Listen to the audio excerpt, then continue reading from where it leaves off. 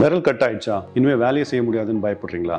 ரீஇம்ப்ளான்டேஷன் surgery, அதாவது விரல் வந்து ரீஅட்டாச் பண்ற ப்ரொசீஜர். இதை பத்தி பிளஸ் பேஷண்ட் அண்ட் அட்டெண்டர்ஸோட responsibility, doctors role, plus 5 important factors இந்த ப்ரொசீஜரோட அவுட்கமை இன்ஃப்ளூயன்ஸ் பண்ணக்கூடியது. இதை பத்தி இந்த வீடியோல பார்க்கலாம். ஓம் நமோ நாராயணி. நான் doctor Srinivas, senior consultant plastic surgeon, Sri Narayani hospital and research centre, Vellore.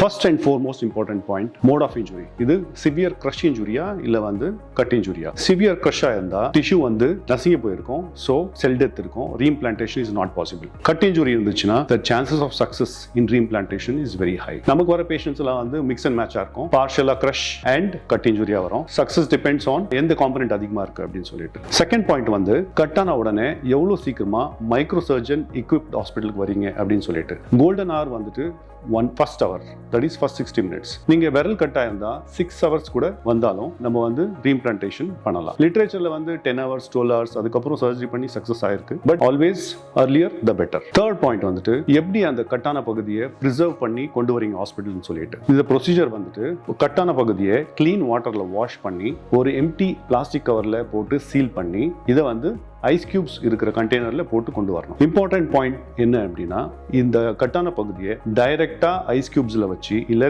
தண்ணியில வச்சு கொண்டு வரக்கூடாது. அப்போ வந்து மேசரேஷன் ஆயிருக்கும், சார்டனிங் ஆயிருக்கும், செல் டெத் இருக்கும். So reimplantation is not possible. Fourth point, கட்டான பகுதியிலிருந்து பேஷண்ட் ப்ளீட் ஆகிட்டே இருக்கும். You have to make every attempt to stop bleeding. Bleeding அதிகமாச்சுன்னா பேஷண்ட் அன்ஸ்டேபிளா இருப்பாங்க, will not be fit for surgery. So ஒரு dressing, clean dressing, tight to stop bleeding பண்ணிட்டு ஹாஸ்பிட்டலுக்கு கொண்டு வரணும். ஃபிஃப்த் இம்பார்ட்டன்ட் பாயிண்ட், நீங்க வந்து மைக்ரோசர்ஜன் equipped ஹாஸ்பிட்டலுக்கு வரதுக்கு முன்னாடி இன்ஃபார்ம் பண்ணோம். இன்ஃபார்ம் பண்ணீங்கன்னா எமர்ஜென்சி டிபார்ட்மெண்ட் வந்து கன்சர்ன் ஸ்பெஷலிஸ்ட்க்கு இன்ஃபார்ம் பண்ணி அவங்கள ரெடியா இருக்க சொல்லுவாங்க. So once you come to the hospital எல்லாமே வந்து ப்ரொசீஜர் வந்து we can faster. Patient hospital வந்த பிறகு கன்சர்ன் ஸ்பெஷலிஸ்ட் வந்து பேஷண்ட்டையும் அந்த கட்டான பகுதியும் பார்த்துட்டு எக்ஸாமின் பண்ணிட்டு ரீஇம்ப்ளான்டேஷன் சர்ஜரி பத்தி இன் கேஸ் ரீஇம்ப்ளான்டேஷன் ஃபெயிலியர் ஆச்சுன்னா வேற மற்ற ரீகன்ஸ்ட்ரக்டிவ் ப்ரொசீஜர்ஸ் என்ன இருக்குன்னு சொல்லிட்டு கவுன்சில் பண்ணுவாங்க. எல்லாம் ஓகேன்னு சொன்னா உடனே கட்டான பகுதியை ஆபரேஷன் தியேட்டர் கொண்டு போயிட்டு under high magnification microscope dissection பண்ணி எலும்பு, தசைநாறு, நரம்பு, ரத்த குழாய் எல்லாமே வந்து டேக் பண்ணிடுவோம். மீன்வைல் பேஷண்ட்டை எமர்ஜென்சி டிபார்ட்மெண்ட்ல ரிசஸ்டேட் பண்ணிட்டு பேஷண்ட்டை அனஸ்தீசியா ஷிஃப்ட் பண்ணுவாங்க. ஆஃப்டர் அனஸ்தீசியா கட்டான பகுதியில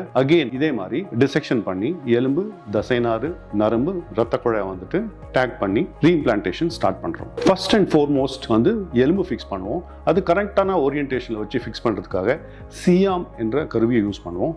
பிளஸ் வந்து வயர் போட்டு எலும்பு ஃபிக்ஸ் பண்ணுவோம். அதுக்கப்புறம் தசைநாறு, நரம்பு, ரத்த குழாய். மோஸ்ட் சேலஞ்சிங் பார்ட் வந்துட்டு ரத்த குழாயோட லியூமன் வந்துட்டு ரொம்ப சின்னதா இருக்கும். ஸோ இதை கனெக்ட் பண்ணக்கூடிய சூச்சர் மெட்டீரியல் வந்து பல மடங்கு சின்னதா இருக்கும். இது literally invisible to naked I. So we use high magnification microscope to connect the blood vessels. So சக்சஸ்ஃபுல்லா ரீஇம்ப்ளான்ட் பண்ணதற்கு we have a post op treatment protocol to follow. Last month வந்து இதே மாதிரி ஒரு பேஷண்ட் வந்து கட்டவரில் ஆம்பிடேட் ஆகி வந்தாங்க நியர் த நெயில் பெட். அந்த பேஷண்ட்டுக்கு சக்சஸ்ஃபுல்லா ரீஇம்ப்ளான்ட் பண்ணியிருக்கோம். அதோட பிக்சர்ஸ் வந்து உங்களுக்காக ஷேர் பண்றேன். தேங்க்யூ.